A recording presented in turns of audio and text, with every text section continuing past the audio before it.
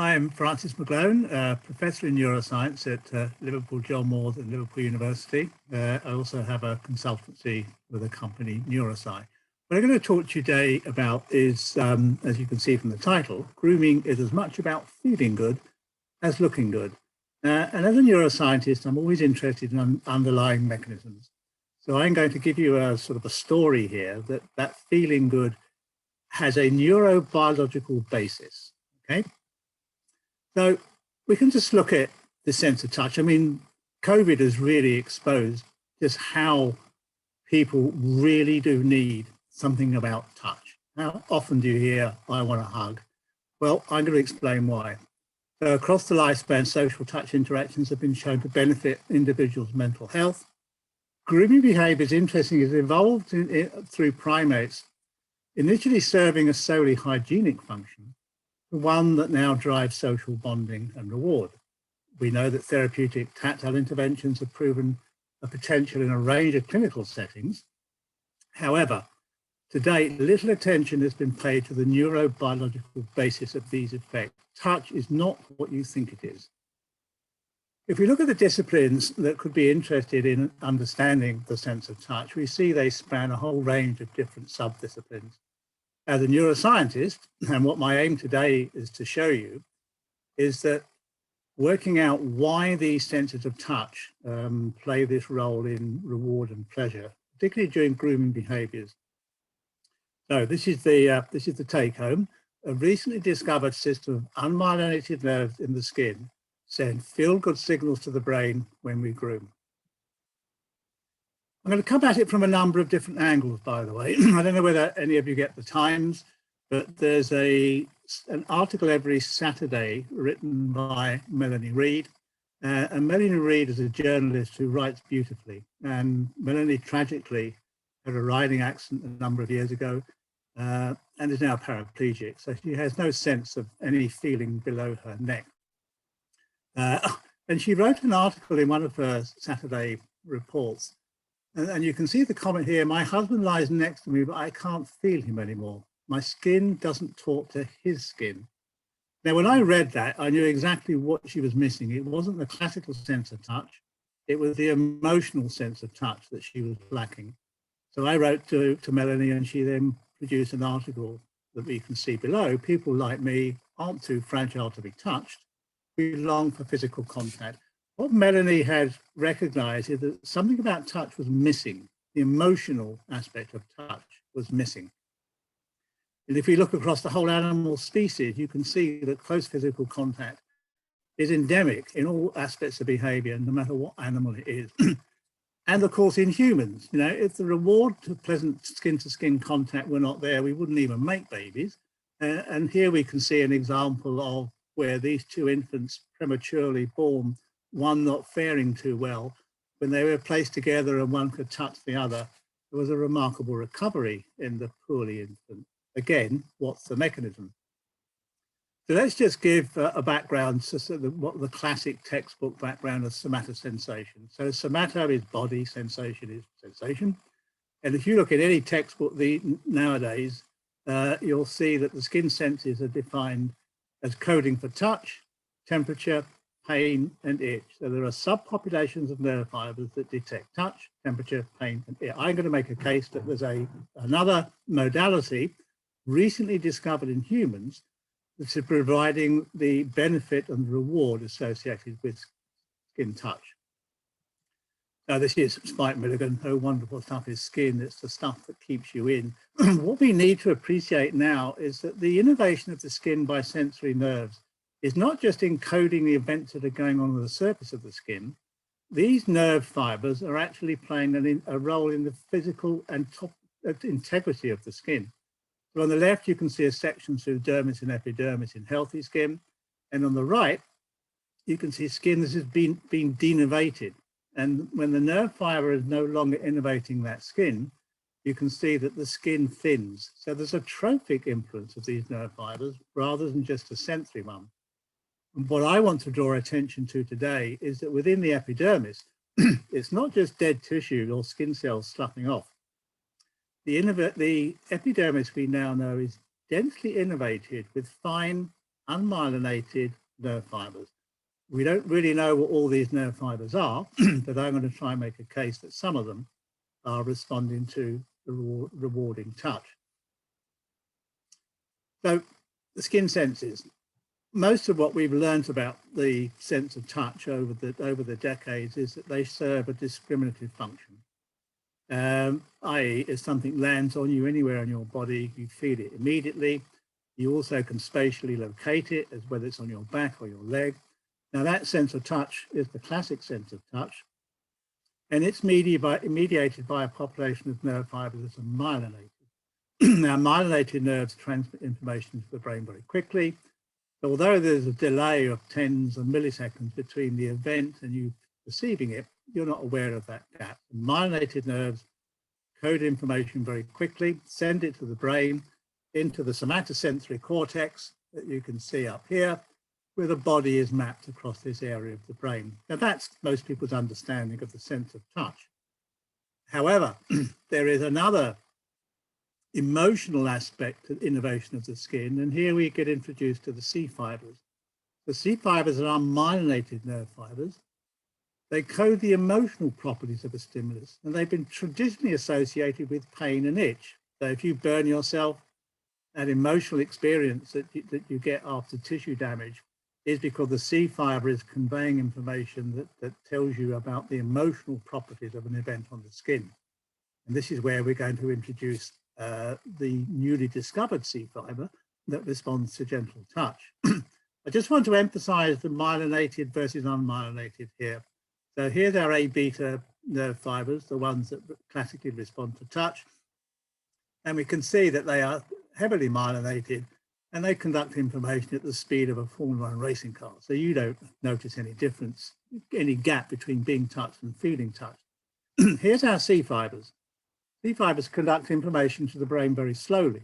A period from 0.5, to roughly, it can take, a few thousand milliseconds, a second or two, before a C fiber stimulus gets into the brain.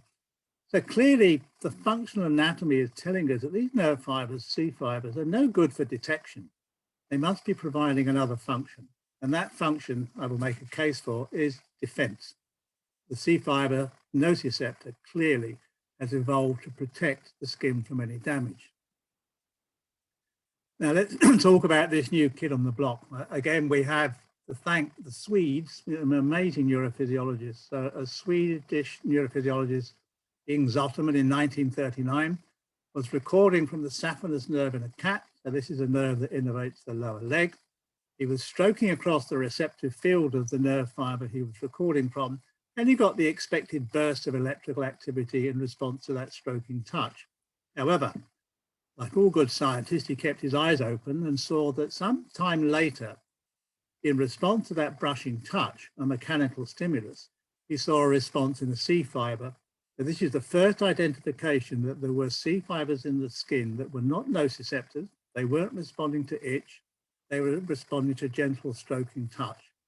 Now, they were subsequently found in all social mammals, but it wasn't until the 1960s, 1970s that these nerve fibers, a similar class of nerve fibers, was discovered in humans. And interestingly enough, they were first discovered in the trigeminal nerve innervating the skin of the face, using this amazing technique of microneurography that I'll talk about in a moment, where you can record electrical activity in peripheral nerves innervating the skin. And this is where this low threshold mechanosensitive C fiber was first discovered in humans around 1990. So this is new in terms of our understanding of the emotional properties that could be conveyed by a mechanosensitive C fiber. I just want to just talk a little bit about this amazing technique of microneurography. Basically, you place a tungsten etched microelectrode through the skin into the underlying nerve bundle, if you can find it, into a fascicle, and each of these little dots here is a particular class of sensory afferent. It could be a touch, it could be pain, it could be itch. It was here that we can find the C tactile afferent and record from it. This technique allows us, it's like listening into a telephone conversation coming down a massive telephone cable. And it has provided amazing insight into the first post-transduction stage of a stimulus arriving on the skin and a particular class of receptors detecting that stimulus and sending that information to the brain to be perceived. So here's the setup. This is me having a small biological amplifier here. We can see the electrodes being placed here. And this is a robot that we developed to basically gently touch the skin, unlike Zotterman's handheld brush. And what you can see here is here we're actually recording from a fast myelinated nerve fiber. But every time the receptive field of this unit, which is round about here, is touched by the stroking brush, you'll see a burst of electrical activity. Might be able to hear that, although it's a little bit quiet. So this is a technique of microneurography, and this is how we've found, discovered, and characterized these C fibers that respond to touch. What we find, and this is data that's been going on for, well, since the 1990s, early 2000s, if you're recording from these C tactile afferents, they're difficult to find, but when you find one and you physically stimulate its receptive field, if this was a myelinated nerve fiber, all these spikes would be aligned with the physical contact.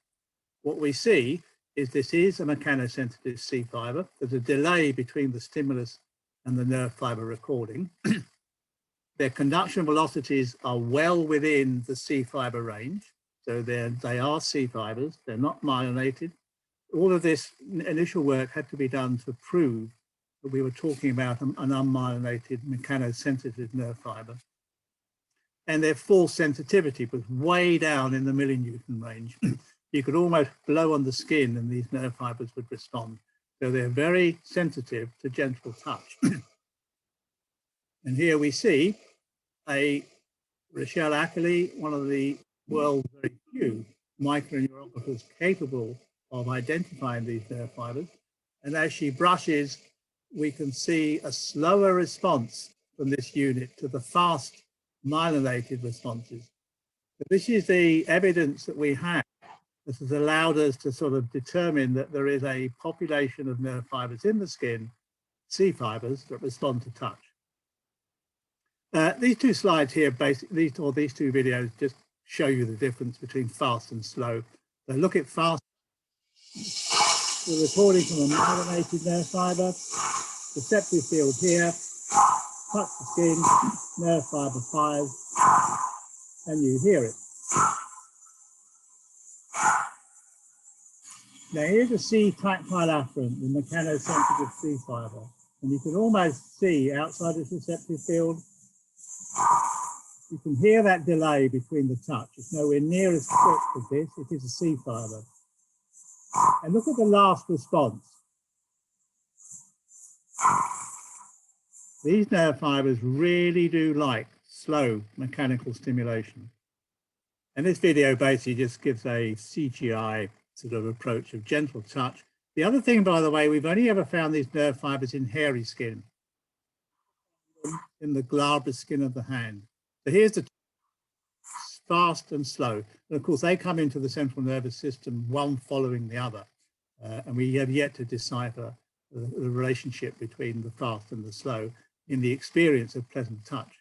So what's the function of CTs? They're not suitable for discriminative touch. They're slow conduction velocity, variable response from trial to trial, and their lack of evidence in the glabrous skin separates them as an interesting and very different population of touch nerves. We now know from the early microneurography that they're not pain receptors. They respond with a high frequency to innocuous stimulus. Let's just jump now to another approach. Let's have a look at primate grooming. The grooming behaviors are a form of bonding. They create a special trust between humans.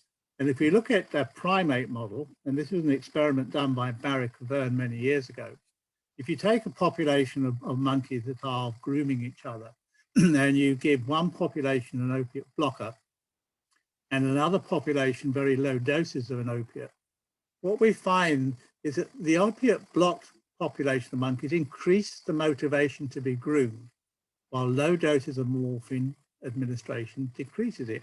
This is the first evidence we have that gentle grooming touch is elevating your endogenous opioidergic system. It is making you feel good. So these data support the view that brain opioids may play an important role in mediating social attachment. And for this conference, I would suggest that this is underlying the behavior of grooming as well. So if we look at some other aspects of social touch, we know that elderly people, when they're touched, will eat more. Physical touch, according to Dunbar, expresses more emotion than social communication that can be relayed by speech. Children denied of touch don't do too well. Excuse me. Touch decreases stress-activated cortisol production. This is another really interesting property of these nerve fibers called C-tactile afferents, that they regulate endogenous stress systems. So they're having a direct impact on the brain's ability to modulate and resist stress. So it builds resilience. This is an interesting one from Tiffany Field, just looking at two cultures, if you like, or populations, where she compared American and French teenagers, just observing their behavior in a fast food restaurant. And we can see that the French spend a lot of time, as the French do, kissing, hugging and stroking each other, whereas our American colleagues are more involved in more, one would say, aggressive behaviors using touch.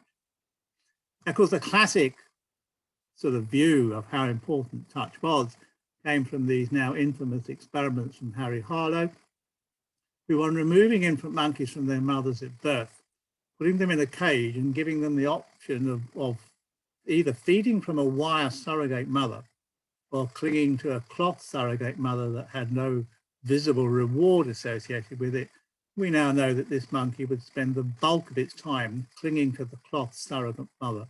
Now, Harry Harlow had no idea why. I do.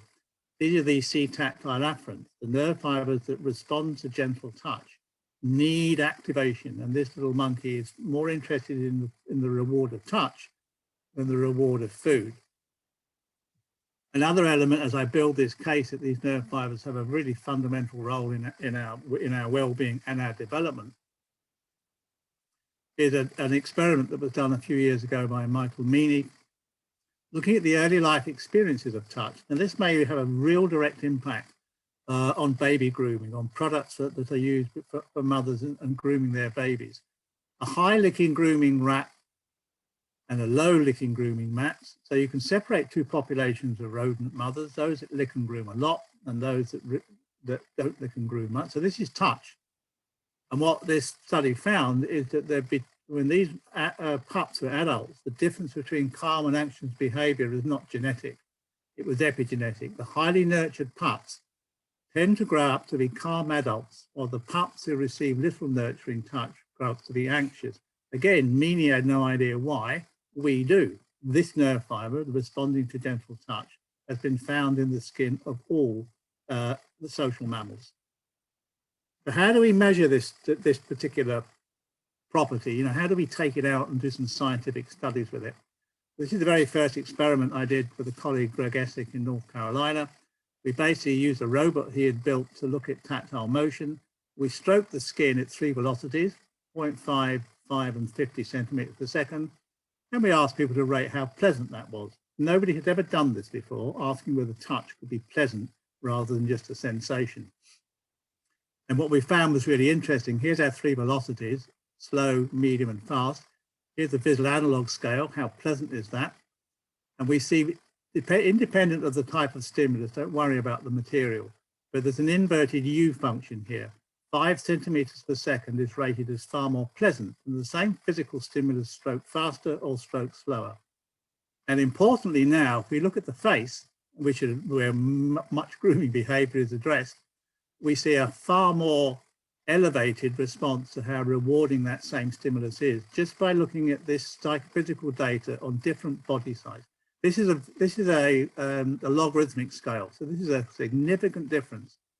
Stroking the arm and stroking the face, we get the inverted U, but the face is far more rewarding. It's responding with far more pleasure to touch than the. We map, all of this data, by the way, is published, so you can dig into it later. We then mapped across the whole body using our robot and quantifying people's responses how they found. And what we see from this, of course, is that the body is not homogeneous in terms of its response to pleasant touch. This indicates that the innervation of the body by these C tactile afferents is not homogeneous. Some body parts are more pleasant to touch than others because there are more nerve fibers there. So just to wrap up the microneurography story, here's our robot, here's our microneurography experiment. Here's the data that beautifully shows that when we stroke across the receptive field of a C tactile afferent at different velocities, and we look at the nerve firing, so how activated is that nerve for that stimulus, we get this amazing velocity tuning coming out. Never seen this in any other primary afferent. This nerve fiber is tuned to be more active to velocities around 3 to 5 centimeters a second than fast or slow. If we look at our fast myelinated nerve fibers, the faster you stroke, the more they fire. So they're encoding linearly the physical properties of that stimulus. So this C fiber is tuned to respond to velocities of stroking touch. And interestingly now, when we do our psychophysical experiment again, and we just ask people to rate how pleasant these different stroking velocities are, what do we see? We see exactly the same kind of inverted U. The neurophysiology and the psychology map beautifully. People will rate a stroking stimulus around about 3 centimeters per second as being pleasant, and that's what the nerve fiber responds to. And these are the behaviors that people are using when they're implying products, by the way, and that correlation has led to our CT pleasant touch skin hypothesis. One further point, by the way, about how beautifully evolved these nerve fibers are to report how skin-to-skin contact is pleasant is that they are also tuned to temperature, and they are most activated, most responsive to a stroking stimulus delivered at skin temperature. Here's our inverted U again. If that stimulus is warmer or cooler than the skin, the nerve fiber is less interested. Getting down to a bit of sort of pharmacology, C tactile afferents are the mediators of oxytocin release. And here's some papers you can look at from Anders Moberg, who's shown that oxytocin is released in response to stimulation from various types of sensory nerves, including touch.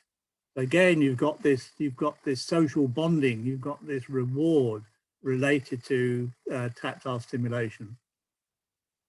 And here we see 5 minutes of gentle stroking activates a hypothalamic oxytocin. We've also got data now that this also activates the hypothalamic pituitary axis in terms of reducing stress and in fact building resilience to stress.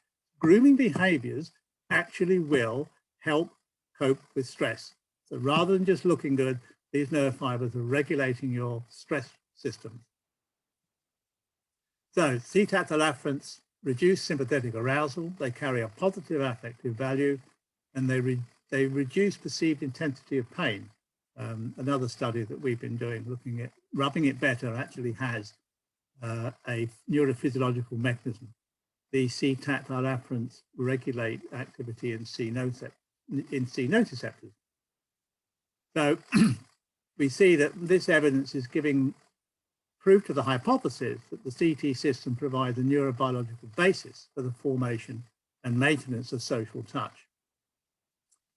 So I hope that sort of has given you a new sense about when you put products on the skin, you're doing more than just looking at the skin integrity and ending up looking good. That very behavior is activating C tactile afferents and releasing oxytocin. It releases endogenous opiates. It lowers cortisol levels. It lowers heart rate. All of these events are mediated by self or other touch. And one important point I want to emphasize is that these nerve fibers so far have never been found in the glabrous skin of the hand. So when you're applying something to your skin, you have a non-CT innervated surface, basically stroking a CT innervated surface. So from pain to pleasure, we have two populations of C fibers that are operating in synergy. And basically both of them provide a fundamental role in protecting us. Without C nociceptors, we wouldn't be doing very well. And our case now is that without this nerve fiber that responds to pleasant touch, our mental well-being would be severely compromised. which is exactly what we've seen over the last 12 months with the tactile isolation that has been meted out, excuse me, by COVID. So thank you all very much. And one final point, I think this neurofibre plays a fundamental role in regulating loneliness, because what the loneliness researchers have never really cottoned on to is that what lonely people do not get is the cuddle or the hug. So thank you so much for your attention. I can be contacted easily. Just put me into Google, McGlone and Touch, and you'll find out where I am and what I've been doing. Thank you very much.